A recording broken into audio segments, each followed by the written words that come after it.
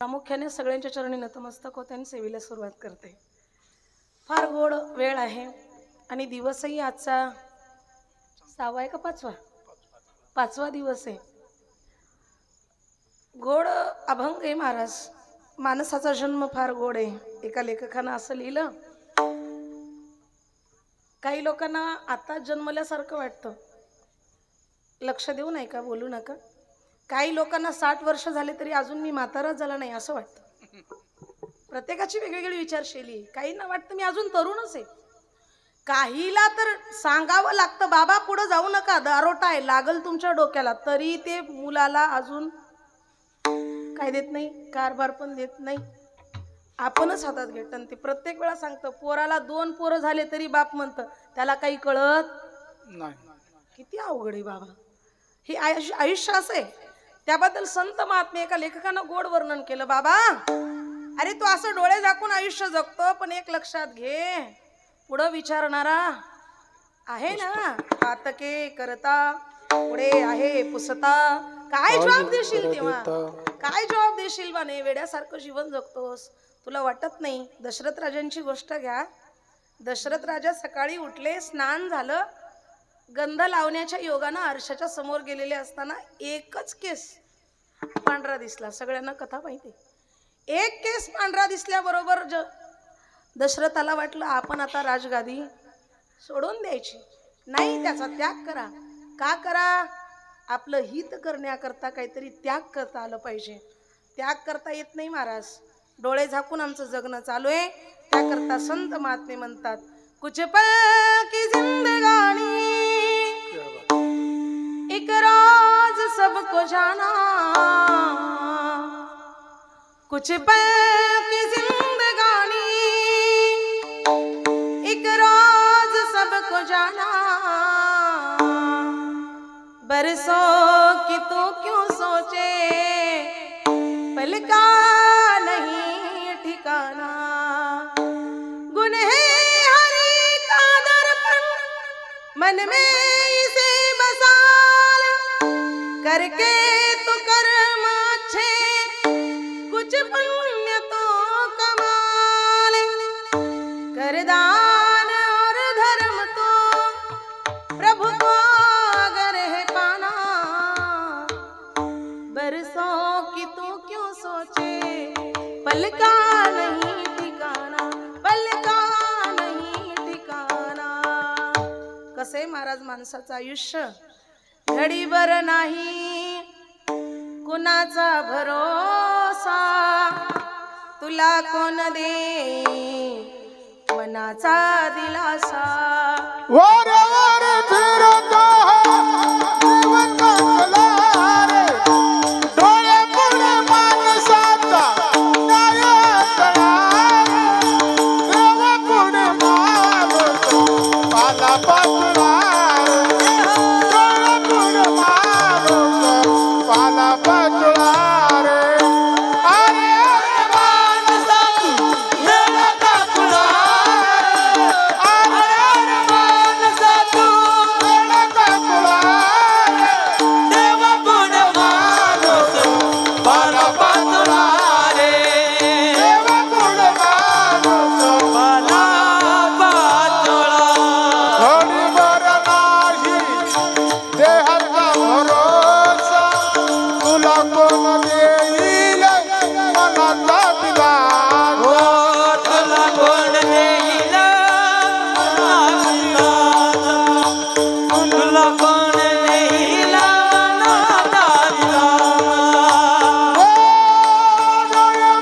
मनाचा दिलासा।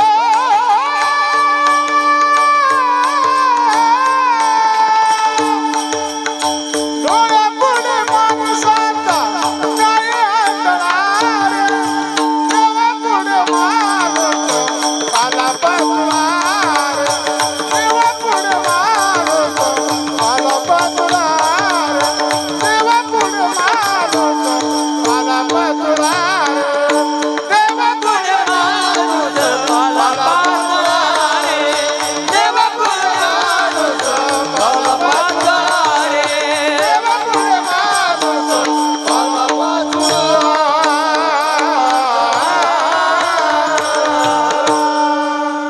असं आयुष्य आहे महाराज घडीभर नाही कुणाचा भरोसा। आता याला तुकोबाराच्या भाषेमध्ये सांगायचं झालं, क्षणभंगुर नाही भरवसा, वारे सावध तोडा माया आशा, काही नचले मग गळा पडेल फासा। पुढे हुशार हुशार थोर आहे वळसागा, राम राम स्मरादी। अगोदर देवाचं भजन करा, क्षण महत्वाचे, लक्ष देऊन ऐका। भागवतामध्ये एक फार गोड कथा आहे, ती सत्यसेन नावाचा राजा आहे। त्याचं नाव काय? सत्यसेन। आयुष्यभर परमार्थ केला, एवढा परमार्थ केला, एवढा परमार्थ केला बाबा, स्वर्गाची प्राप्ती झाली, स्वर्गाची प्राप्ती झाली। स्वर्गातून पार्षद आले देवाचे, विमान आलं, विमानात सत्यसेन नावाचा राजा बसलेला आहे। निघाले, विमान निघालं स्वर्गाच्या दिशेनं। जाता जाता जाता जाता वाटेमध्ये स्वर्ग पुढे दिसतंय। स्वर्गाला पाहिल्यानंतर पार्षदांनी प्रश्न केला सत्यसेनाला, महाराज तुमच्या दैवयोगानं, तुमच्या भाग्यानं तुम्हाला स्वर्गाची प्राप्ती झाली, पुढे पहा स्वर्ग दिसतंय। हे स्वर्गाचं मुख्य द्वार आहे, जिथं नगारे वाजणं चालू आहे। तुम्ही येताय, तुमच्या स्वागताची जय्यत तयारी चालू आहे। पुष्पहार घेऊन रंभा आहेत, उर्वशी आहेत, मेनका आहेत तुमच्या स्वागता करता, सगळी जय्यत तयारी आहे। सगळं वाद्याचं वाजवणं चालू आहे, मंगल वाद्य चालू आहे। हे पहा तुमच्या स्वागताची तयारी। हेच पहा स्वर्गाचं मुख्य द्वार आहे, इकडं पहा। ते इकडं तिकडं पाहता पाहता कुठं गेलं लक्ष? सत्यसेनाचं लक्ष गेलं स्वर्गाच्या लगत कैलास पर्वत होतं। कैलास पर्वतामध्ये भगवान शिव परमात्मा बसलेले आणि समोर हजारोच्या संख्येने ऋषी मुनी बसलेले।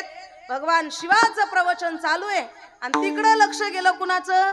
सत्यसेनाचं. पार्षद म्हणतात महाराज तिकडं पाहू नका, तुम्हाला स्वर्गाकडे पाहायचे, तुम्ही स्वर्गाकडे पहा. तरी त्याचं लक्ष नाही, गेलं लक्ष इकडं. पाहिलं महाराज भगवान शिवाचं प्रवचन चालू आहे. भगवान शिवाचं प्रवचन चालू असताना पार्वती माता काय चालू आहे? बसन दादा इकडं काय चालू आहे? तिकडं प्रवचन चालू आहे. आणि त्या सत्यसेनानं पाहिलं भगवान शिवाची अर्धांगिनी पार्वती माता भगवान शिवाच्या मांडीवर बसलेली.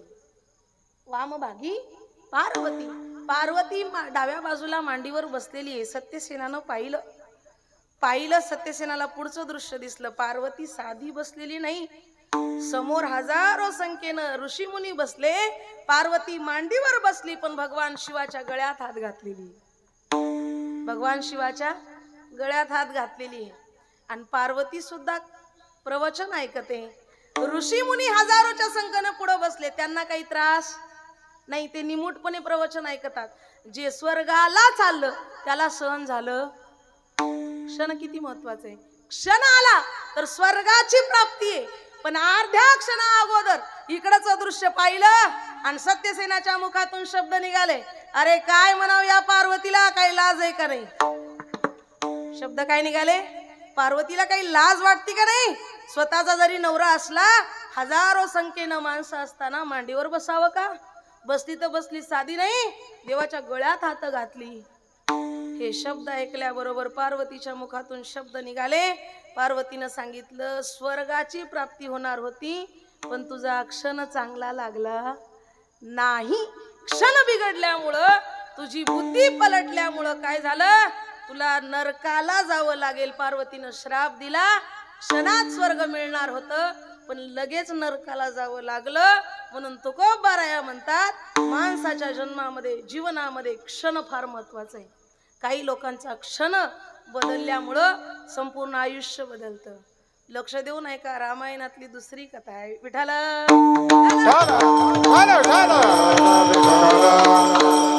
दुसरी कथा आहे काय का, फार गोड कथा आहे. प्रभू रामचंद्र चित्रकूट पर्वतावर एका मोठ्या दगडावर बसले. मोठ्या दगडावर बसलेले सीता माता सोबत आहे. सीता माताच्या हरणाच्या अगोदरची गोष्ट आहे. सकाळची वेळ आहे. प्रभू रामचंद्र बसलेले, सीता मैया बसलेले. भगवंताचं लक्ष खाली गेलं, जमिनीकडे गेलं आणि पाहिल्याबरोबर भगवान परमात्मा खदकन हसू लागले, हसायला लागले. हसल्याबरोबर सीता मातेने प्रश्न विचारला, प्रभू हे स्वामी का हसता, काय दिसलं? काही नाही सीता, खाली पहा ना. खाली एक मुंग्यांची रांग चालली होती. मुंगळ्यांची झाड मुंग्या असतात ना, त्या काळ्या जाड जाड, त्या मुंग्या जाऊ लागल्या होत्या. त्यांना काय म्हणता तुम्ही? मुंगळेच म्हणता ना. ती मुंगळ्याची रांग लागली, ते जाऊ लागले. ती म्हणली याच्यात काय हसण्यासारखं आहे देवा, तुम्ही का हसता? ते म्हणलं विशेष आहे, तुला काही दिसलं तर पहा. देव पुन्हा पाहिले, हसायला लागले. मग सीता मातेनं पाहिलं, देवा मला काही विशेष वाटत नाही आणि याच्यात हसण्यासारखं काहीच नाही, तुम्ही का हसला? देवानं सांगितलं सगळ्या मुंगळ्या चालू आहेत, पण एक जो मुंगळा आहे ना, तो त्यानं त्याच्या पाठीवर अजून एक मुंगळ्याला उचलून घेतलेला आहे. तो ओझ उचलून चालला. मग त्याच्याकडे पाहिल्यावर मला हसू आलं. प्रभू रामचंद्र विचारतात. मग सीतामैया म्हणते देवा त्यानं उचलून घेतला तर तुम्हाला हसणं कशाला यावं?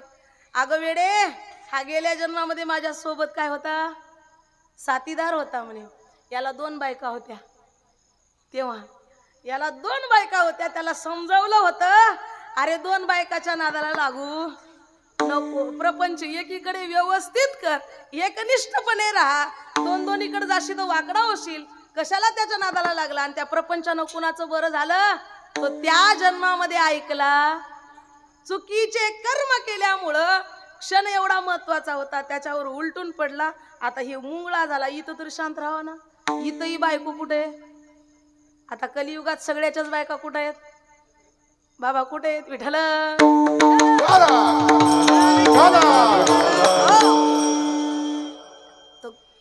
प्रभू रामचंद्र म्हणतात एक क्षण त्याच्या जीवनामध्ये त्यानं फिरून विचार केला नाही. विचार न केल्यामुळं काय झालं? अधोगतीला जावं लागलं आणि जन्मजन्मामध्ये ते दुःख त्याला सहन करावं लागलं. म्हणून तुकोबाराया सांगतात विचार केल्याशिवाय जीवनामध्ये माणसाच्या महत्व नाही. एका ठिकाणी तुकोबारायचं प्रमाण आहे विचारा वाचोनी न पविजे समाधान. समाधान पाहिजे ना, सुख पाहिजे तर विचार करा. विचार केल्याशिवाय जीवन जगू नका. म्हणून एक वाक्य बघा, विचार करून बोला, बोलून विचार करू नका. विचार करून बोला. बोलण्या अगोदर विचार केलेला केव्हाही चांगला. काही करत असताना विचार करून केलेलं बरं. विचार न करता जर तुम्ही कराल तर वाया गेल्याशिवाय राहणार नाही. म्हणून तुकोबाराया म्हणतात प्रत्येक क्षणाला माणसानं विचार केला पाहिजे. अभंगाचं करावा विचार,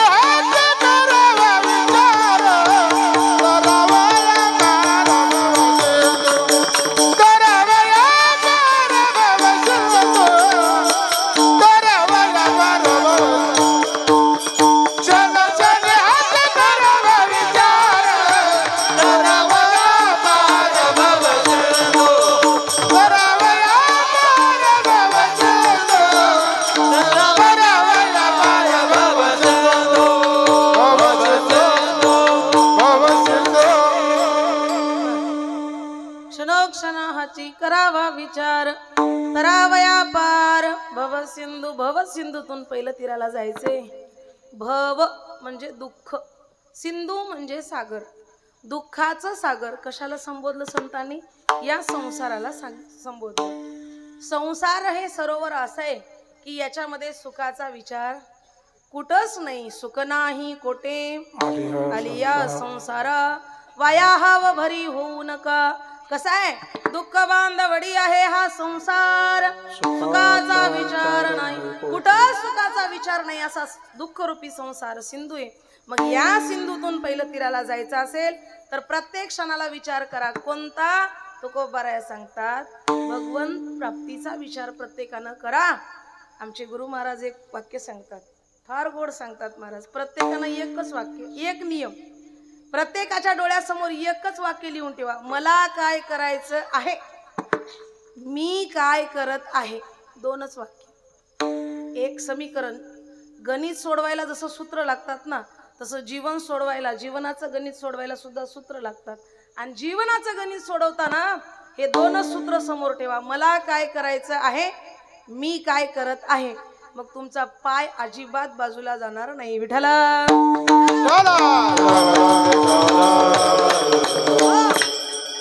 आयुष्यामध्ये असं जीवन जगा की भगवंताची प्राप्ती झाली पाहिजे. अभ्यासक असणारे विद्यार्थी असं जीवन जगा की आपल्या देहाची प्राप्ती झाली पाहिजे. जे आपलं यम आहे त्या यमापर्यंत, जे लक्ष्य आहे तिथपर्यंत जाईपर्यंत पोहोचलं पाहिजे. तिथं जाईपर्यंत बाकीच्या गोष्टी लक्षात येता कामा नाही. डॉक्टर अब्दुल कलामांचं एक वाक्य, लक्ष देऊ नाही का? डॉक्टर अब्दुल कलामांचं एक वाक्य, सपने वो नहीं होते जो सोने पे आते हैं. लक्ष देऊ नाही का? सपने वो नहीं होते जो सोने पे आते हैं, सपने तो वो होते हैं जो सोने ही नहीं देते. सपने वो होते हैं जो सोने ही नाही देते. किती किती गोड शब्द आहे त्यांचा. अब्दुल कलामांना एका लेकरानं विचारलं, बाबा तुमचे केस एवढे मोठे झाले, तुम्ही कधी कापले नाही का? ते म्हणलं, कधी मोठे झाले हेच कळालं. काय आयुष्यात बिझी. बाबा तुम इतने बूढ़े हो गए, आपने शादी नहीं बनाई. वो बोले, अभ्यास, एवढा अभ्यास केला, कधी वय निघून गेलं कळालं नाही. भागवतात सुद्धा असा एक महात्मा आहे. कर्दम ऋषींचं चरित्र तुम्ही कधी ऐका. ऋषी कर्दम ऋषींचं चरित्र.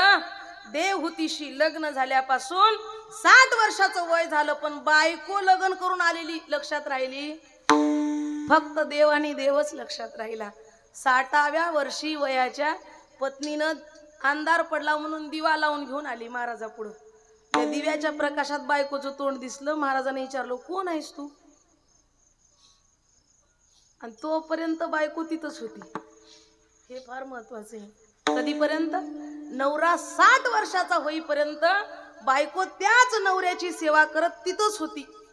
60 वर्षाचं वय महाराजांचं आहे, 55 वर्ष तरी तिचं असेल. त्या दिव्याच्या प्रकाशात महाराजांनी विचारलं, कोण तू? तिला सांगितलं, मी देव होती. तू इथं कशी काय? ती म्हणली, बाबा माझ्या बापाने लग्न करून दिलं त्या दिवसापासून इथंच आहे. असं? मग तू कोण आहे? ती म्हणली, मी तुमची पत्नी.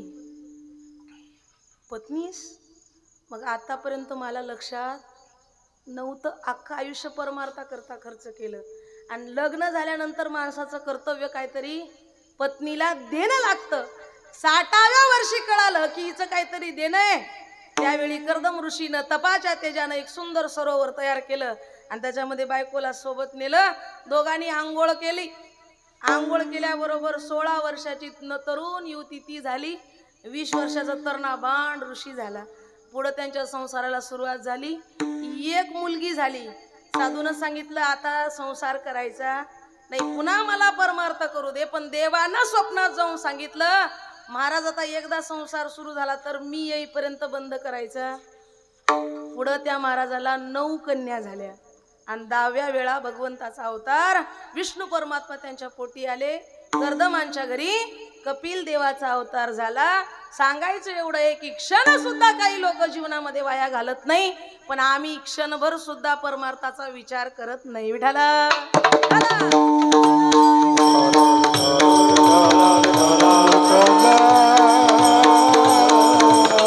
संत महात्म्याकडे ताकद होती महाराज. शरीर जरी थकलं ना तर त्या शरीराला काय करायची ताकद होती? पुन्हा तरुण करायची ताकद होती. पण बाबा आपण कलियुगातली माणसं आहोत. आपल्याला शरीर काय करता येत नाही, तरुण करता येत नाही. एवढं जाऊ द्या, साधं सांगते, एकदा आपले केस पांढरे झाले, आता किती महागाचा कलर लावा बघा, कारण आपली झालेलीच आहेत. 3रीच्या पोराचे केस पांढरे झाले, 1लीच्या झाले, आता काही दिवसानं पांढऱ्या केसाचेच लेकरं जन्माला येणार. काय झालं? काय नाही, दही हलकी आहे.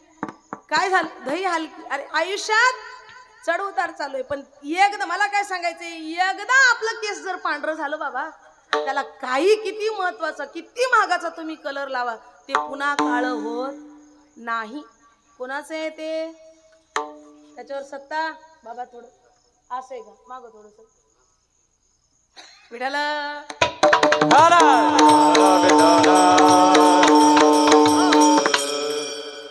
एकदा पांढरं झालं ते काळं होत नाही. मला सांगा, ज्या शरीरावर आम्ही काय करता, गर्व करता, प्रत्येकाला अहंभाव आहे महाराज शरीराबद्दल. प्रत्येकाला वाटतं माझ्यासारखं सुंदर कोणी. सगळ्यांनी आरसा पहा. आरशामध्ये पाहिल्यानंतर प्रत्येकाला वाटतं ना माझ्यासारखा सुंदर कोणीच नाही. आपलं तर सोडून द्या हो, आई जगदंबेला सुद्धा वाटलं होतं म्हणे, पार्वती मातेला, माझ्यासारखं सुंदर कोणी नाही. शरीराचा मोह प्रत्येकाला होतो. आता तुम्ही म्हणाल तुम्ही नको, ते न म्हणाल हे न नको, तर मी त्यांना घेऊन पळून जाते. मग कारण ते पाहिजे ना इथं कीर्तनामध्ये. आता आम्ही दोघं निघून जाता, तुमचं तुम्ही बघून घ्या. सोबदार पाहिजे माग थांबून इथं थांबा. बरे आता बरे बाबा. कोणी थोडं थोडं इकडं बाजूला सरका, नाही तिकडे पुढी जागा येऊन बसून बस. चांगली गोष्ट आहे. महाराज हसण्याचा भाग आहे ते माझ्या वडिलासारखे. तुम्हाला डोकं दुसरीकडे जाईल, कारण कलियुग आहे महाराज. कोणाचं डोकं कुठं पळल काही सांगता येईल. विठाला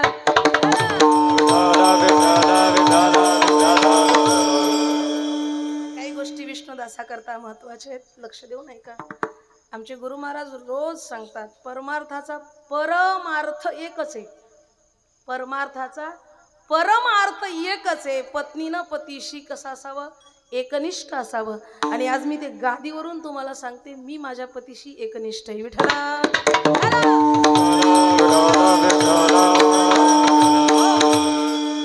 माझा पती हाच माझ्या करता परमेश्वर आहे. आणि प्रत्येक स्त्री करता आपलाच पती परमेश्वर असला पाहिजे, तर तिच्या जीवनामध्ये कशाची कमी पडणार नाही. भागवतामध्ये फार गोड चरित्र आहे, लक्ष देऊन ऐका, एका मिनिटात सांगून जाते. या एका गावामध्ये पाऊस एवढं पडलं बाबा, एवढा पाऊस पडला अख्खं गाव पुरामध्ये. तुमचंही गाव मागं पुरामध्ये गेलतो. हा, मला ऐकायला आलं फक्त. अख्खं गाव पुरामध्ये गेलं, पण एका बाईचं घर असंय बाबा, तिच्या दाराच्या पलीकड पाणी, तिच्या दाराच्या मध्ये येत नाही पाणी. भागवतात तिची कथा आहे. तिने दाराच्या बाहेर आलं आणि पाण्याला सांगितलं, खबरदार या दरोट्याला जर शिवशील ना तर तुला माझी शपथ आहे. पाणी आलं नाही, अख्खं गाव वाहून चाललं, पण तिच्या घराच्या दरोट्याला पाणी आलं. गावाच्या तिच्या घराच्या बाजूला एक महाराज होता, जन्मल्यापासून संन्याशी, जन्मल्यापासून संन्याशी, पण त्याच्या घरात पाणी डोसकी एवढं. तुमचं तुम्ही अर्थ करून घ्या. त्याच्या घरात पाणी डोक्या एवढं, अख्खं गाव त्या बाईच्या घरात. आता महाराज विचार करायला, गेलं तर काय म्हणतात की नाही गेलं तर काय म्हणतात. बाई असून तिची ताकद एवढी, आणि आपण महाराज असून आपली काही ताकद. काय करावं प्रश्न पडला महाराजाला. दुसरे एका चांगल्या माणसाने सांगितलं, साधू महात्म्याने सांगितलं, बाळकरी महाराजांनी सांगितलं, बाबा जान बची लाखो पायी, तुमचा अहम उद्या पाहू, पण आताच्या पुरतं तुम्ही काय करा, चला तिच्या दारामध्ये. दारामध्ये गेला, पण महाराजाला सहन झालं नाही. एका प्रश्नानं विचारलं, माय तुला एक विचारायचंय. काय? अख्खं गाव वाहून जातं पण तुझ्या दाराला पाणी शिवत नाही, काय कारण आहे? तिने एकच उत्तर दिलं, महाराज मी कोण्या देवाची भक्ती केली, मी कोण्या देवाचं नामचिंतन जास्त केलं नाही, मी कोण्या देवाकडं दररोज मागायला गेलं नाही. एकच केलं, घरात असणारा माझा पती हाच माझा सर्वस्व आहे, तोच माझ्या करता परमेश्वर आहे. एकनिष्ठपणाने त्याची सेवा केली आणि त्याच्या पायाची शपथ घातली, या पाण्याला मी जर पतिव्रता असेल तर तू माझ्या दाराला शिवायचं. पतीची या मता अनुसरो नि पतिव्रता. कलियुगामध्ये हे फार महत्वाचं आहे, लक्ष देऊ नाही का. स्त्रिया कलियुगामध्ये नाथ बाबा सांगतात, व्याभिचारी स्त्रिया होतील, नवऱ्याला सोडून दुसऱ्याच्या दाराने फिरतील. असं आताच काळ येऊ देऊ नका. महिला मंडळींच्या पायाजवळ मी पाया पडते तुम्हाला. माय मिरचू भाकर खायची वेळ आली, जरूर खा. नाही पोट भरलं रस्त्यावर मागून खा, पण कमीत कमी आपल्या पतीच्या सेवेमध्ये एकनिष्ठपणे राहा. माझा पांडुरंग परमात्मा तुम्हाला कधी तुमच्या पायाला सुद्धा काटा मोडू देणार नाही. ही ताकद पवित्र्याची, लक्ष देऊ नाही का. जितने तारे गगन में उतने शत्रु हो जाए, जा पर कृपा रघुराव की बाल नमाखा होय. जेवढे तारे गगनात आहेत ना, तेवढे तारे, जेवढे जगात माणसं आहेत तेवढे तुमच्या विरोधात जाऊ द्या, पण एक परमात्म्याशी तुम्ही एकनिष्ठ राहा. तो परमात्मा तुमच्या पाठीराखा राहिला ना तर तुमची कीर्ती जगभर पसरल्याशिवाय राहणार नाही. तुमच्या तळपायाला सुद्धा काटा मोडणार नाही. एक वाक्य बोलून जाते, तो कोबाऱ्याच्या चरित्रातले बाबा सगळ्यांनी ऐकलंही असेल, माझ्या बाबांनी सांगितलंही असेल. माझ्या जिजाऊ माईच्या पायात काटा मोडला. काटा कुणा काढला? जिजामाईनं कधी विठ्ठल म्हणलं होतं? चरित्रामध्ये असं आहे बाबा, तुकोबारायाच्या की माझी जिजामाय देवाचं घर लोटत असताना डोळ्याला पदर लावा म्हणून. या काळ्याचं तोंड पाहायचं का पाहायचं नाही, यानं माझ्या नवऱ्याला बिघडवलं. माझ्या याच्यामुळे माझा संसार काय झाला, वाया गेला. म्हणून तुकोबारायाची पत्नी देवाचं तोंड पाहत नव्हती, डोळ्याला पदर लावून घर झाडत होती. आणि तिच्या पायातला काटा कोण काढला? कस काय काढला बा? होय माय, का बरा काढला असेल त्याचा विचार करणं फार महत्वाचं आहे. का देव जिजाऊच्या पायातला काटा काढतो? तर तो देव म्हणतात, जी माझ्या भक्ताचं रक्षण करते, जी माझं नामचिंतन करणाऱ्या संताला पोटभर अन्न खाऊ घालते, त्याची सेवा तनमंधनानं करते, एकनिष्ठपणे करते, तिची सेवा मी करताना लाजणार नाही. जगाचा मालक तिचा पाय आपल्या मांडीवर घेतो आणि तिच्या पायातला काटा काढतो. एवढा माझा परमात्मा कृपाळू आहे. पण एकच करा, त्याच्याशी एकनिष्ठ राहा. विठ्ठल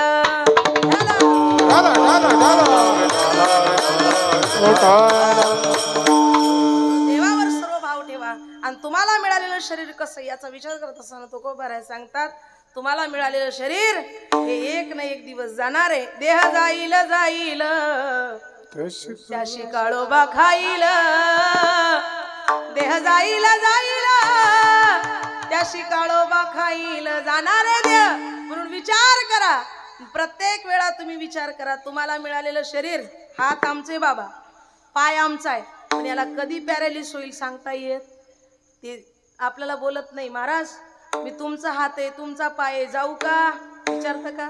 नाही विचारत. देह आपलं जर असलं तर आपल्याला विचारलं असतं. हात आम्हाला न सांगता दुखतं, पाय आम्हाला न सांगता दुखतात, डोळे आम्हाला न सांगता आंधळे होतात, आमच्या तोंडातली दात आम्हाला न सांगता कधीही पडतात, कधीही पडतात. म्हणून शरीर आमचं नाही, या शरीरावर आमची सत्ता नाही. म्हणून तुकोबाराय म्हणतात, अभंगाचं दुसरं नासिवंत देहे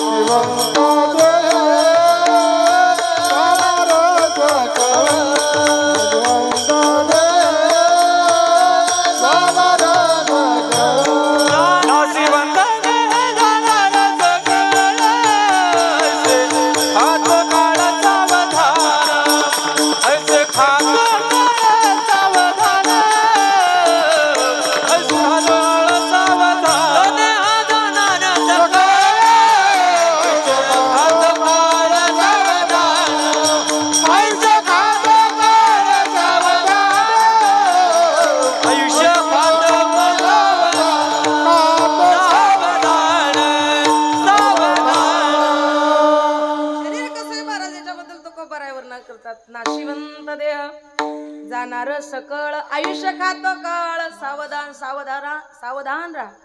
माणूस लहानपणी जन्माला आला बाबा, तुम्ही पण जन्माला आलात लहानपणी, तुम रोए जग हसे.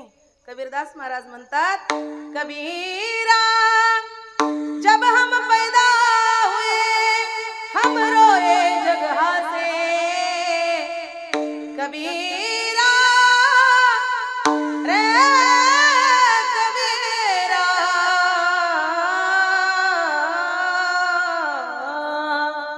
कबीरा जब हम पैदा हुए हम रोए जग हसे, कुछ ऐसी करनी कर चलो हम हासे जग रोए.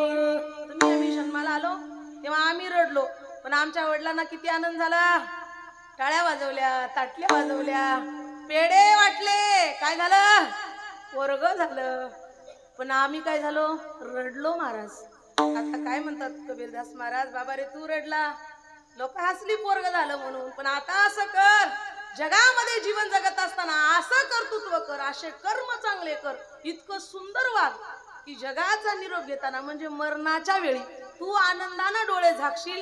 जगातले लोक सगळे तुझ्या करता रडले. काही लोक एवढं चांगलं जगतात की गल्लीतले बी रडणार. काही लोक एवढं चांगलं जीवन जगतात गल्लीतलेही रडत नाही.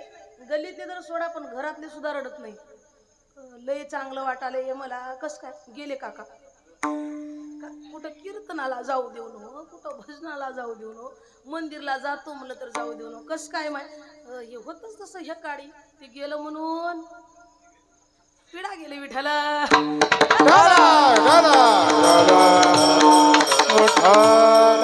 काही लोक घरात मेल्यानंतर घरातल्यांना सुद्धा आनंद होतो महाराज.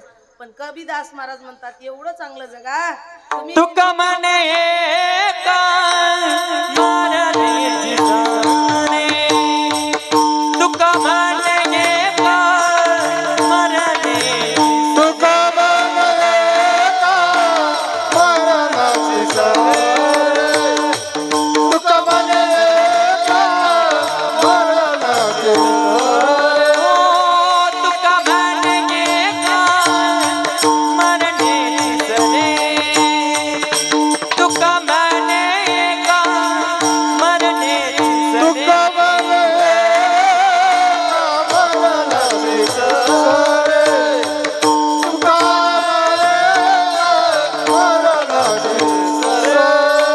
उत्तम जीवन, उत्तम जीवन कीर्ती मागे, उत्तम जीवन कीर्ती मागे, उत्तम जीवन कीर्ती मागे रे उत्तम ते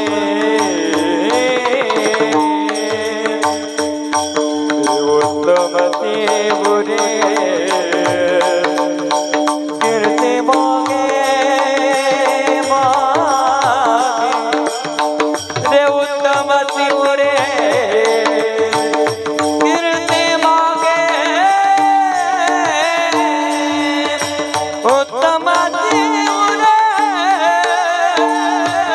कीर्ती मागे,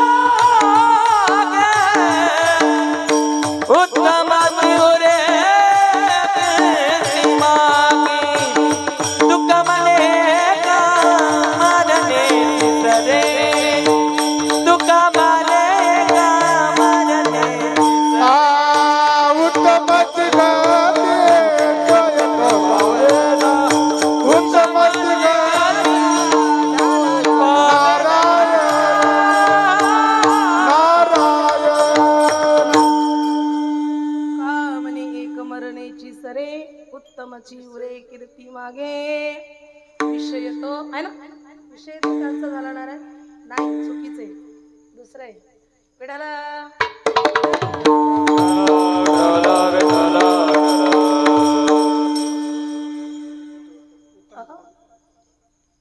बरोबर आहे पण त्याच्यातलं एरते माईक दुःखाची जण नाही आधी अंती अवसान. आपलं कोण आहे?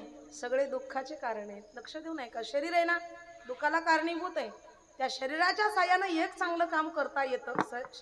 शरीराच्या साधने सच्चिदानंद पदवी घेणे, या शरीराच्या साह्यानं एक चांगलं कार्य करता येतं. शरीराच्या साह्यानं काय करता येतं? देव होऊ म्हणती ते होती, तरी कान चित्ती धरा. देव होता येतं महाराज. तुकोबाराया म्हणतात या शरीरानं, याच देही, याच डोळा पाही मुक्तीचा सोहळा. या देहानं भगवंताच्या प्राप्तीला जाता येतं.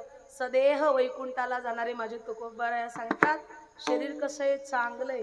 म्हणून पण हे शरीर कसं आहे याच्यामध्ये व्यंग दिलंय. शरीर नाशिवंत आहे, देह काय काळाच आहे, धन कुबेराचं आहे, तिथं माणसाचं काही नाही. शरीर कसं आहे? लक्ष देऊ नाही का? गोड उदाहरण आहे, लहानसं उदाहरण. एक म्हातारी माय दुकानात गेली. आजी बाजारामध्ये गेली ती मुदखेडला. गेल्यानंतर आरशाचं मोठं दुकान होतं. दुकानामध्ये गेली म्हणले बाळो अरे आरसा दाखव ना राजा. त्या पोरानं 20 रुपयाचा आरसा काढला. आजी घ्या. तिने 20 रुपयाच्या आरशामध्ये तोंड पाहिलं. तिला बरं वाटलं नाही. ती म्हणली आवडलं नाही रे दुसरं दे. पोरग हुशार होतं. ते म्हणलं आजी हा दे 50 रुपयाचा मोठा आरसा आहे चांगलं पहा. मोठा आरसा दिला. त्याच्यामध्ये आजीनं तोंड पाहिलं पण तिला पटलं नाही. ती म्हणले नको रे चांगला दाखव. पोरग हुशार होतं. ते 50 रुपयाचंही ठेवून दिलं. 100चा मोठा आरसा पार पायापासून तर डोक्यापर्यंत सगळंच पहा लावला आरसा. आजी पाहून घे. म्हातारी 5 मिनिटं त्या आरशामध्ये पाहिली. त्या बाळूने विचारलं आजी फायनल ना द्यायचं का आरसा. ती म्हणली तुझा आरसा बरोबर. आरसा बरोबर नाही हे शब्द ऐकल्यावर पोरग म्हणलं आजी येडी आहेस का. आरसा कधी खराब असते होय. 100चा 1 नंबरचा आरसा आहे. काय खराब आहे माझ्या आरशामध्ये.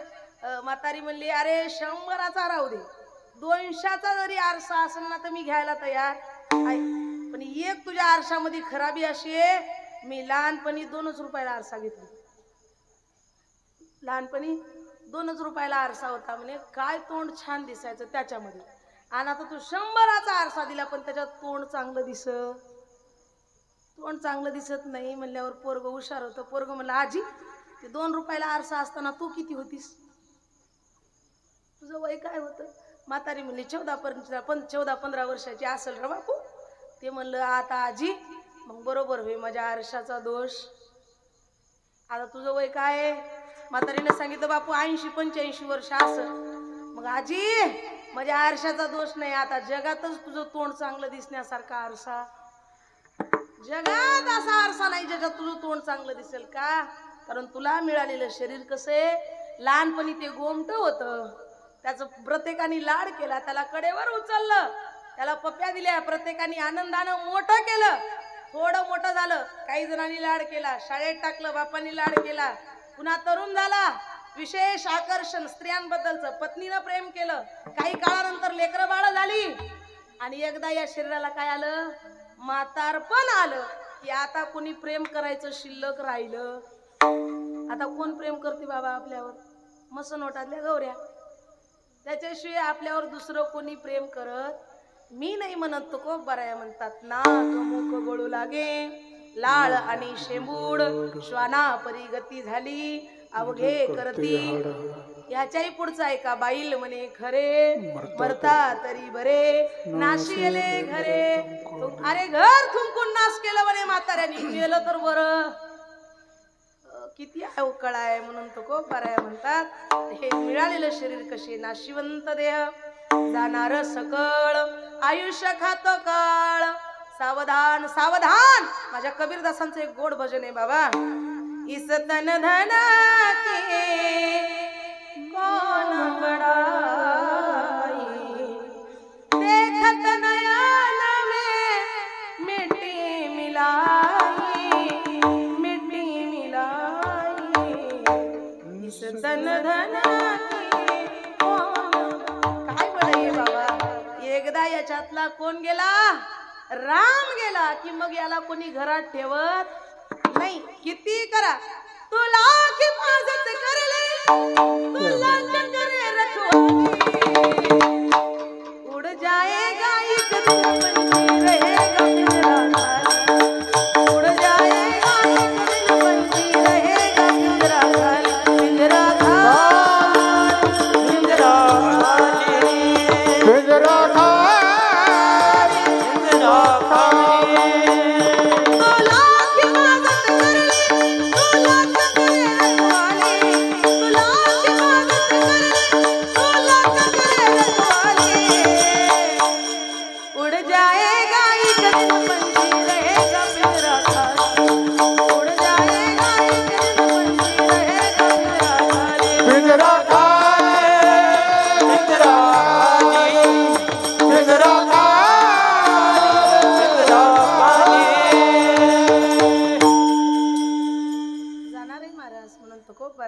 नाशिवंत देह जाणार सकळ आयुष्य खातो काळ.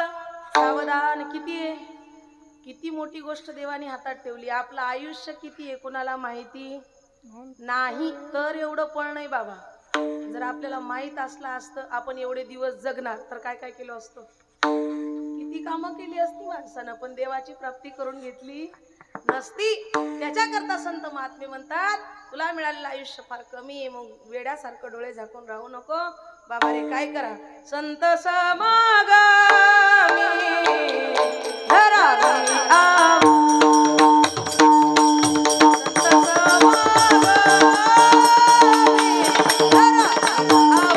संत समागमे धरावी आवडे. संत समागमे धरावी आवडे. संत समागमी धरावी आवडी आवडी. संत समागमी धरावी आवडी.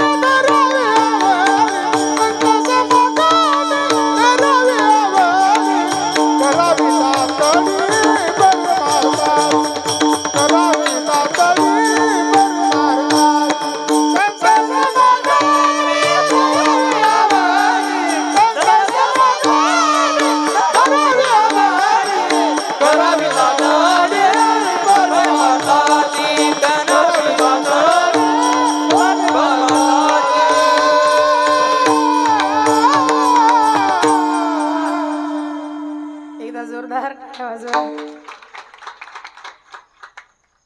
खूप गोड मृदंग वादक आहेत, गायक आहेत, फार गोड आवाज. आमच्या वैभवदादांची फार दिवसांनी भेट झाली बा. त्याचबरोबर यंदा तुम्ही नव्हते का मुगटवाल्यांसोबत बाजूनी, तुमचं तुम्ही मंडळ तयार केलं. चांगली गोष्ट आहे. खूप गोड आवाज आहे आमच्या गंगाधर महाराजांचा. आनंद वाटतो महाराज. जाऊ दिल ना, असं आहे का, चांगली गोष्ट आहे. पुढचा सप्ताह येईपर्यंत राहता.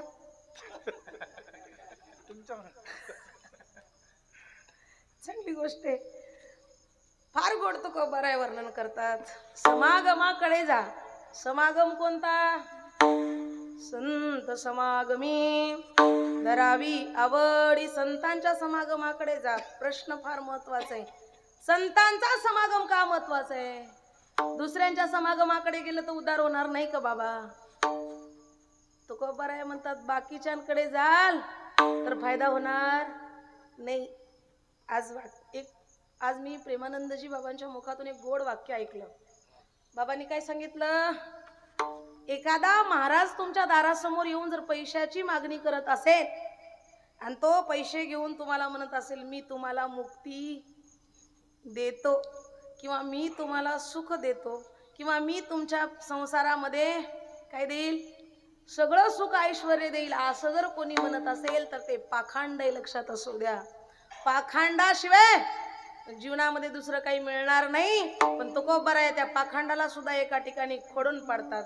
धर्माचे पालन करणे पाखंडाचं खंडन करा. पाखंडाच्या नादाला लागू नका. जे पाखंड आहे ना ते पाखंड आहे, मलायला शिका. मग खरं कुठं आहे? तर संत समागमाकडे. संत महात्म्याची एका चांगल्या साधूची भेट होण्याकरता फार मोठं भाग्य व्हाव उजळले भाग्य आता अवघी चिंता वारली संत दर्शनी हा लाभ पद्मनाभ संतांच्या दर्शनामध्ये एवढा मोठा फायदा आहे की काय होतं पद्मनाभ जोडी देवाचे पाय जोडल्या जातात देवाच्या संगतीमध्ये राहण्याचा फायदा या संत संगतीमुळे काय सांगू आता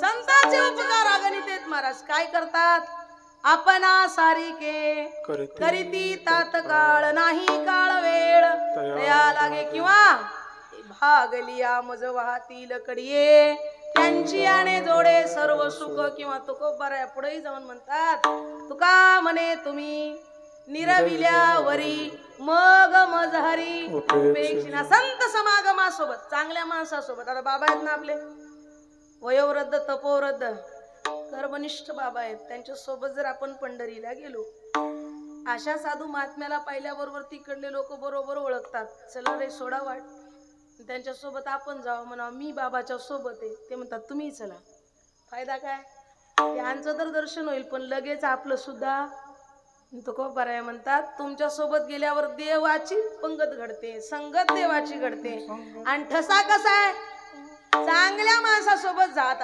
आपल्या गावात जर एखादा आमदार आहे आमदाराच्या सोबत जर तुम्ही बाहेर प्रचाराला गेले तर आमदाराला खुर्ची दिल्याबरोबर तुम्हाला देतात की नाही मला तेवढा काही अनुभव नाही देतात का नाही बाबा मग आमदाराला जर फिल्टरचा पाण्याचा बाटला आणली तर आपल्याला देतात की नाही किती फायदा आहे आपल्याला सुद्धा सर सर सर बसा बसा असा आदर मिळतो तुकोबाराय म्हणतात मोठ्या माणसाच्या सोबत गेल्यावर जसा आदर मिळतो तसं संतांच्या सोबत गेल्यामुळं देव विचारतात हे कोण म्हणे हे बाबाला विचारलं हे कोण ते म्हणले माझ्या सोबत आहे असं आहे का मग मारा ठसा याच्या बरोबर ते नापास असलं तरी पास हे फायदा आहे बाबा संत संगतीचा एवढा फायदा आहे तेने चुके फेरा गर्भवा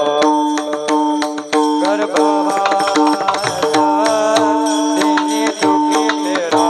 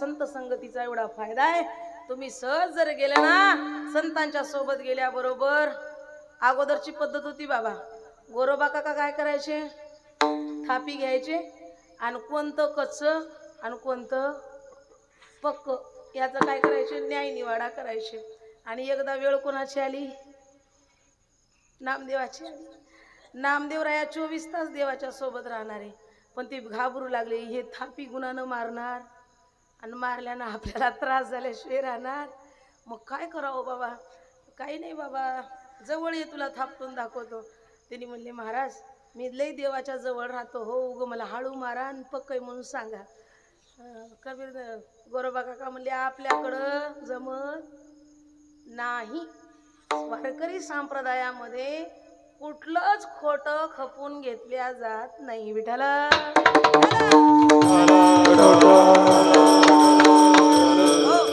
हे फार महत्वाचे लक्ष देऊ नये का खोटा तो परमार्थ कधी भगवंताजवळ चालत नाही आणि खरा तो कधी वाया जात नाही लक्ष देऊ नये का तुम्ही कसे राहा पण देवाचं लक्ष मात्र तुमच्याकडे एक गोष्ट सदैव लक्षात ठेवा पंढरपुराच्या महाद्वारामध्ये दादा तुम्ही थोडा वेळ आमच्या मनोज भाऊला द्या ना वाजवायला.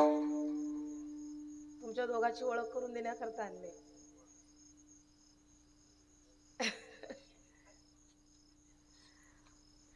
पंढरपूरच्या महाद्वारामध्ये तुम्ही माझ्याकडे लक्ष द्या. डोळ्यांनी आंधळा असणारा माणूस पंढरीच्या वारीमध्ये उभा राहिलेला आहे आणि निघालेला आहे.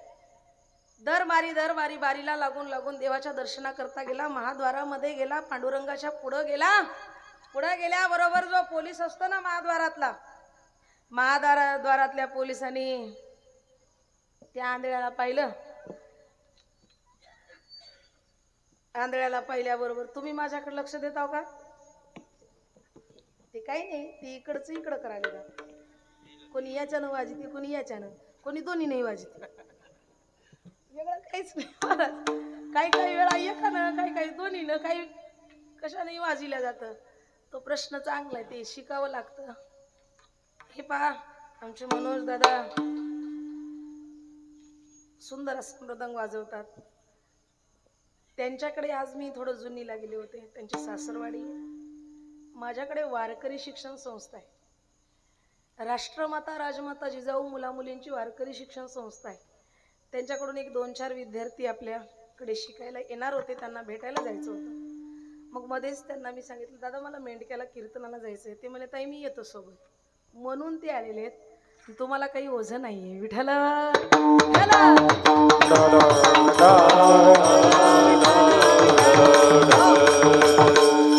फक्त प्रेमापोटी. आम्ही माझ्या जीवनाबद्दल जर सांगायचं झालं, महाराजांना माहिती आहे आम्ही परमार्थ असा केला. बाबा तुमच्याकरता सांगते, मी लहानपणापासून परमार्थ असा केला, कधीच पैसे घेतले नाही. कधीच. रात्रभर बसून भजन करावं. एकदा मांडी टाकली 9 वाजताची, पहाटे 5 पर्यंत भजन करावं, जागचंही उठू नये. एवढं भजन केलं परमार्थामध्ये. पण कधी मागणी केली नाही. परमार्थ चांगला करा. भगवंत तुमच्याजवळ आल्याशिवाय राहणार नाही. गोड परमार्थ आहे. आणि त्याचीच आज आपल्याला एवढी मोठी ताकद भगवंतानं दिली की आपल्याकडे वारकरी शिक्षण संस्था आहे. ज्या लेकरांना कोणाला शिकायचं असेल, तुमच्याकडे कोणती लेकरं असतील ज्यांना मृदंग शिकायचं आहे, पेटी शिकायची, हार्मोनियम वाजवायला शिकायचे, गायन शिकायचे किंवा कीर्तन शिकायचे, भागवत कथा शिकायची, जर ठेवायची इच्छा असेल तर कुंडलवाडी माझ्या राहत्या गावी, माझ्या राहत्या घरी आपल्याकडे मी राहण्याची व्यवस्था, खाण्याची जेवणाची व्यवस्था आणि शिक्षणाची व्यवस्था एकदम चांगली. लेकरांच्या वयाची 8 कमीत कमी 34चं 3रीच्या पुढचं लेकरू असावं. त्याला स्वतःचे कपडे धुता यावे आणि स्वतः जेवण केलेलं ताट धुता यावं, एवढीच अट आहे. बाकी वार्षिक फीस फोनवरूनही सांगता येईल. वर्षभर लेकरू राहील. शिकवण्याकरता दुसरे शिक्षक लोक आहेत. फक्त एकच होईल, या वारकरी संप्रदायामध्ये तुमचं जर लेकरू असलं तर 100% खात्री या गादीवरून एका गोष्टीची देते, आयुष्यामध्ये तुमचं लेकरू वाम मार्गाला जाणार नाही, याची खात्री आहे. लक्ष देऊन ऐका. या वारकरी संप्रदायाची ताकद आहे. आजकाल लेकरं फार शिकायला लागले, फार मोठे व्हायला लागले. एवढे मोठे लेकरं झाले, एवढं शिकले लेकरं, एवढे लायक बनवले आई वडिलांनी की त्या लेकरानं एका दिवशी बापालाच नालायक म्हटलं. एवढे लायकीची बनवली मुलांना. ती मुलं एवढ्या लायकीची झाली की ती एक दिवस बापालाच नालायक म्हणून शिवी देऊ लागली. मग एवढं मोठं लेकरांना बनवू नका की ते एक दिवस आपल्याला नालायक म्हणतील. एवढं लेकराला मोठं बनवा की एक दिवस ते माऊली ज्ञानोबरायचं, तुकोबरायचं भजन करतील आणि त्यांना पुढं पाहिल्याबरोबर लोक तुम्हाला आदरानं रामराम करतील. तुम्हाला आदरानं रामराम करतील. कोणाचं पोरग आहे? अरे बापरे, त्या महाराजांचं पोरग आहे. कारण मुलं चांगली निघाली तर धन्यता कोणाला आहे? माय बापाला धन्यता आहे. म्हणून लेकरांना सुशिक्षित बनवण्यापेक्षा सुसंस्कारी बनवणं ही काळाची गरज आहे. चांगल्या संस्कारामध्ये लेकरांना ठेवा. संत समागमाकडे ठेवलं तर लेकरं 100% बिघडणार नाही. पण तुम्ही मागं पुढं राहून त्यांची काळजी घेणं हे आईवडिलाचं कर्तव्य आहे. लक्षात असू द्या. तुकोबाराया म्हणतात, संत समागमाकडे जा आणि परमार्थाची तातडी करा. तुकोबाराया म्हणतात, चांगले ना, संत समागमाकडे जा, वाया जाणार नाही. पण लोक म्हणले, महाराज आम्ही नाही, संतांची भेट झाली नाही गेलो, काय होईल? तर तुकोबाराया म्हणतात, अरे या संसारात जर अडकून राहशील तर या संसाराचं दुःखच रूप एकच प्रश्न. लक्ष देऊन ऐका. एकच प्रसंग असा आहे, ज्या मुलाला आपण लहानाचं मोठं केलं, तळ हातातल्या फोडाप्रमाणे वागवलं, त्या पोराला मोठं केलं, शिक्षण शिकवलं, खूप मोठं केलं आणि त्याचं लग्न केलं, सुनबाई घरात आली आणि आजची गरज कशी आहे, आमची लाडाची सुनबाई काय सांगू तिची नवलाई, नवऱ्याच्या कानात सांगे तुमचे आई बाप पाहिजे नाही, जिद्यापणी मरण आमचं आम्ही डोळ्यांनी पाहिलं रा, पाहिलं रा, पाहिलं रा.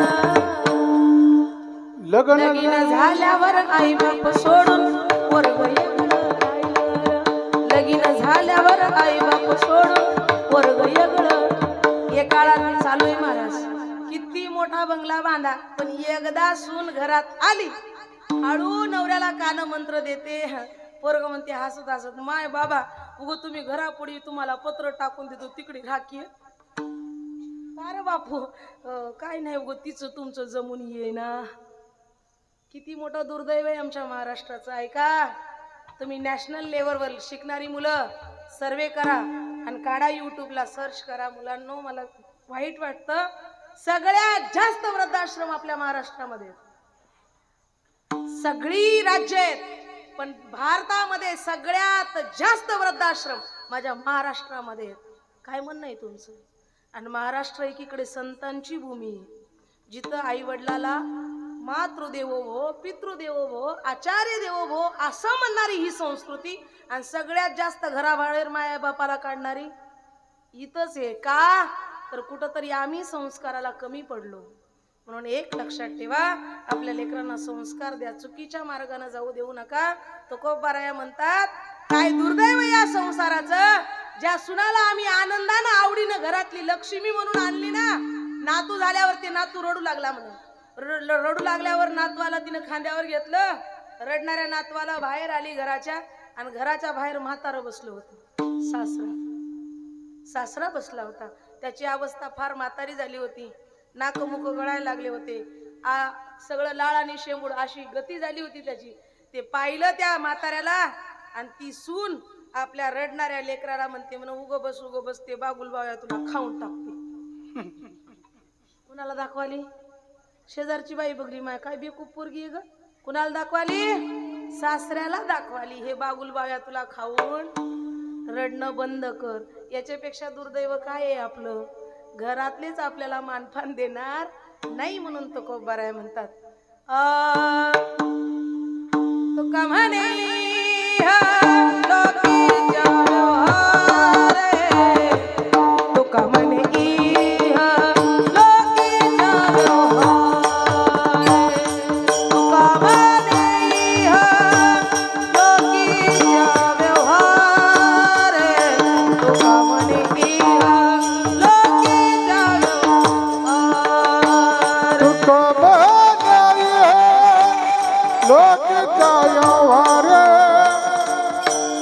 मन हे लोकीच्या तुका मन हे लोकीच्या वार, तुका मन हे लोकीच्या व्यवहार, तुका म्हणे लोकीच्या व्यवहार, तुका म्हणे लोकीच्या व्यवहार, तुका म्हणे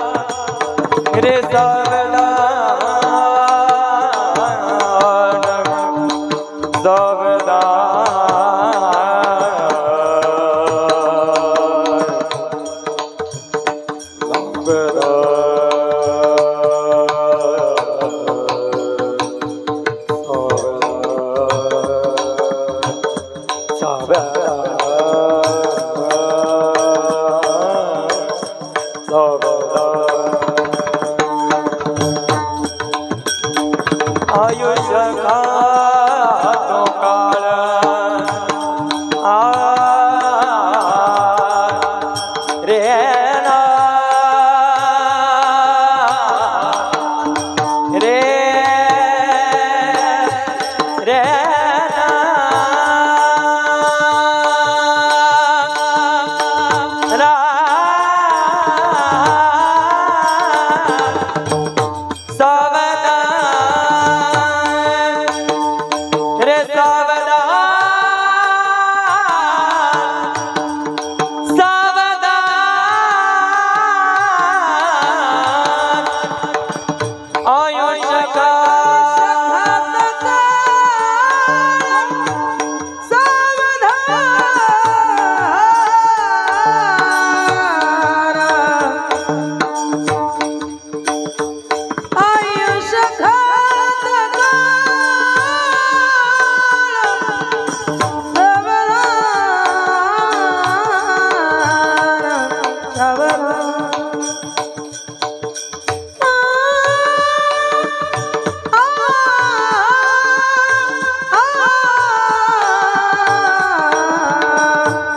आयुष्य घागा गाळ गावरान गावरान आयुष्य घागा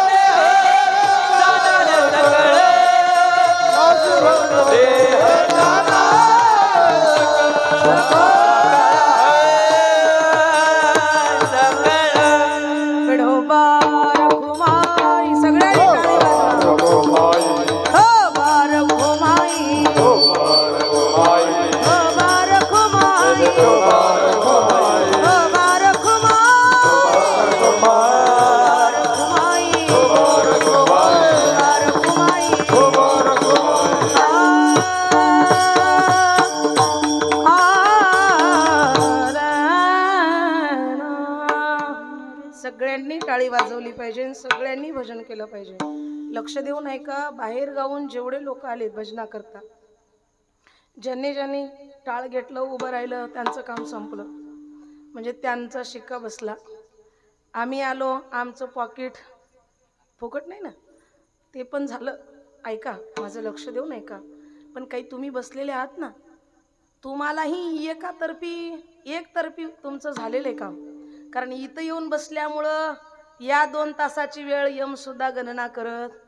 एक फायदा झाला, पण दुसराही फायदा असा करून घ्या, टाळी वाजवा आणि विठ्ठल विठ्ठल म्हणा. का म्हणा तुकोबाराया म्हणतात, हा सुख सोहळा स्वर्गी नाही. स्वर्गामध्ये विठ्ठल विठ्ठल म्हणायचं काम, भजन करायचं काम नाही, म्हणून हा सुख सोहळा स्वर्गात नाही. तर इथं लोकाला टाळी वाजवायला लई कटाळा येतो, लई टेन्शन येतं. महाराज 11 वाजता महाराज सोडल का नाही, काही लोकांच्या डोक्यात ते चालू आहे. आता मीटर उलट झालं, वाजले का 11, वाजले का, बरोबर 11ला सुटल ना. बरं 11च्या थोडं पुढं गेलं, काय बिघडलं? थोडं पाया पडून सगळ्याच्या माफी मागून बोलते, बाबा तुम्ही सगळे माझ्यापेक्षा मोठे आहात ना, बाबा तुम्ही सगळे माझ्यापेक्षा मोठे आहात. जसं टाइम कीर्तनात बसलो तेव्हा बघता, तसं संसार करताना बघता, शेतात पाणी देताना बघता टाइम, घरामध्ये काम लागलं तेव्हा बघता टाइम नाही बघत. माझं वाईट वाटू देऊ नका, फार गोष्ट महत्वाची. माझे तो माऊली ज्ञानोबाराया ज्ञानेश्वरी मध्ये म्हणतात, हरिपाठामध्ये माऊली ज्ञानोबाराया सांगतात, साया से करीशी प्रपंच दिननिशी हरिसी न भजसी कोण्या गुणे. काही गावामध्ये एक नाही बाबा, आता चातुर्मासात हरिपाठ सुरू करतात. हरिपाठ सुरू होऊन एखादी बाई घरून पाय धुवून मंदिराला येजो तर 10 अभंग होऊन जातो. 10 अभंग होऊन जातात. तिनं पाय धुवूनच मंदिराला आंबडेपर्यंत 10 संपले. दुसरी एखादी साखर एवढे वात्या घेऊन येईपर्यंत 20 अभंग संपले. तिनं आले आरतीच. मग रोजचं होय तुम्हाला कळना काय म्हणतात लोक, म्हणजे तुमचा परमार्थ एवढा निका तर तुम्हाला कसं होईल. आम्हाला परमार्थामध्ये वेळ नाही, बाकी सगळीकडे वेळ. आता बसल्या बसल्या लोक कीर्तन झाल्यावर 2 तास चर्चा करतील, फुकट करतील. मी खोटं नाही बोलणार, चहा पितील, इथंच बसून 2 तास चर्चा करतील, पण आळस येणार, झोपीची आठवण येणार. कीर्तनात 11 वाजले, 11 वाजून 5 मिनिटं झाले, कसला महाराज होईल ते, त्याला काही येळ काळ कळते की 11 वाजून गेले तरी अजून चालू. इथं कंठाळा येतो का, प्रपंच करता वाईट वाटत नाही, परमार्थ करता जड जातो का, तर आमचे इंद्रिय प्रत्येक जन्मामध्ये प्रपंच करून सटावले महाराज. इंद्रियाला काय लागली, आनंदाची ओढ लागली, पण त्या इंद्रियाला इकडं आणा. तुकोबाराया म्हणतात, पडली वळण इंद्रिया सकळ भाव तो निराळा नाही. इंद्रियाला सवय अशी लावा की 2 तास इकडचा गुडगा जरी इकडं गेला की तुला तोडल्याशिवाय राहणार. म्हणाव ग, म्हणायला काय लागलं होय. आपल्या महाराष्ट्रामध्ये असे एक महाराज झाले, त्यांनी हाताला सांगितलं होतं, खबरदार बायकोला शिवाल तर तुमचा काही खैर. आणि जाणून बुजून एका दिवशी बायकांनी हात अंगावर टाकून घेतली. तो काय केलं गोरोबा काकानी, कुऱ्हाड घेतली दोन्ही हात म्हणले हाताला पांडुरंगाची शपथ मोडता होय रे, तुम्हाला माझ्यासोबत राहायचा अधिकार. आमचा प्रपंचही कुठेही कळना मला तर परमार्थही कुठेही कळना बाबा. आपलं दोन्हीकडे आदातो आपण धोबी का कुत्ता. आपला धड परपंचही नाही. काही लोकांचा प्रपंच एवढा चांगला आहे. काय म्हणणं आहे तुमचं? तुमची शेती बाडी खूप चांगली आहे, कारण इकडल्या लोकांची खूप सुखात जीवन आहे मला माहिती आहे. तुमच्या इकडे बागायत शेती सगळी हा बागायत आहे ना बाबा. तुम्ही एकरामध्येच भरपूर माल काढता. काढा ना, शेती आहे तुम्हाला तर काढा. काही माणसं घरातच बसून म्हणतात 10 एकर आहे हो, पण कोण कराव? त्याच्यात काही परतळ आहे का? त्याला 10 एकराचं काही महत्व? तसं काही जणाला आयुष्य मिळालं, मानवाचा देह मिळाला, पण त्याला अजून मोल कळालं. फार लोकांनी आयुष्याला वाया घातलं, फार तरुणांनी आयुष्य वाया घातलं. काय म्हणणं आहे? आज सगळे म्हातारे लोक जिवंत. बऱ्याच गावातली तरुणच मरतात. व्यसनाच्या आधीन लागून तरुण मरतात आणि फॅशनाच्या आधीन लागून पोरी मरतात. राहिले कोण? म्हातारण म्हातारी. जे जमा केलं होतं लहानपणापासून मोठं केलं होतं ते पोरग कुठं गेलं? व्यसनाच्या आधीन लागून वाया गेलं. म्हणून विनंती आहे, आयुष्यामध्ये असं जीवन जगा की आपल्या जीवनाचा सगळ्यांना काय वाटला पाहिजे? हेवा वाटला पाहिजे. एक वाक्य असे महाराज, आनंद या जीवनाचा सुगंधा परी दरवळावा. आनंद या जीवनाचा सुगंधा परी दरवळावा. हो पाव्यातला सूर जैसा ओठातून ओसरावा. आनंद या जीवनाचा सुगंधा परी दरवळावा. सुगंधा परी दरवळावा. तुकोबाराया गोड वर्णन करतात, अगरबत्ती देवळात लावली ना ती स्वतः जळते, पण तिचा श्वास कुठपर्यंत येतो? तिचा श्वास सगळीकडे दरवळतो. ती स्वतः संपते, पण इतरांना काय देते? सुगंध देते. तसं तुम्ही चंदनासारखं स्वतः झिजा, पण इतरांना आनंद द्या. मग जर तुम्ही असं नाही केलं, संसारात अडकून बसाल, तर एक गोष्ट लक्षात ठेवा शेवटची.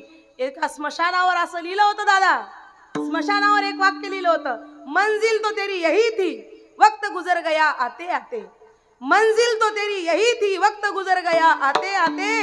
क्या मिला तुझे इस दुनिया से, अपनों ने ही जला दिया तुझे जाते जाते. अपनों ने ही जला दिया तुझे जाते जाते. आग लावायला कोण दुसरे असतात का? नाही महाराज, आग लावणार आपलंच आहे, घरचेच आहे, म्हणून दुसरे येत नाही. म्हणून तुकोबाराया म्हणतात, तुका म्हणे इह लोकीच्या व्यवहारे जग जिंकणारा सिकंदर. ज्याने जगाला जिंकलं, शेवटच्या काळात कळालं अरे जे जिंकलंय त्याच्यातलं काही सोबत नेता येत नाही. सिकंदरानं प्रधानजीला बोलावलं आणि सांगितलं, काय झालं राजेसाहेब? काय नाही रे, एक कळालं सत्य, शेवटचं सत्य जगाचं डोळ्यासमोर आलं. काय झालं महाराज? काही नाही, जग जिंकता आलं, पण आज कळालं इथून काही नेता येणार नाही. खाली हात आया है तू खाली हात जाएगा. 2 दिन की जिंदगी है 2 दिन का मेला. खाली हाथ आया है तू खाली हाथ जाएगा. 2 दिन की जिंदगी है 2 दिन का मेला. येताना काय आणलं? येताना घेऊन आलास काय, जाताना घेऊन जाशील काय. नको अभिमान धरू भल्या मानसा, ही तुझी धन दौलत बंगला माडी आणि शेतीवाडी. हो काय राहील येते तुझ्या आवडीची मोटार गाडी. धन लोभी या दुनियेचा भरोसा नको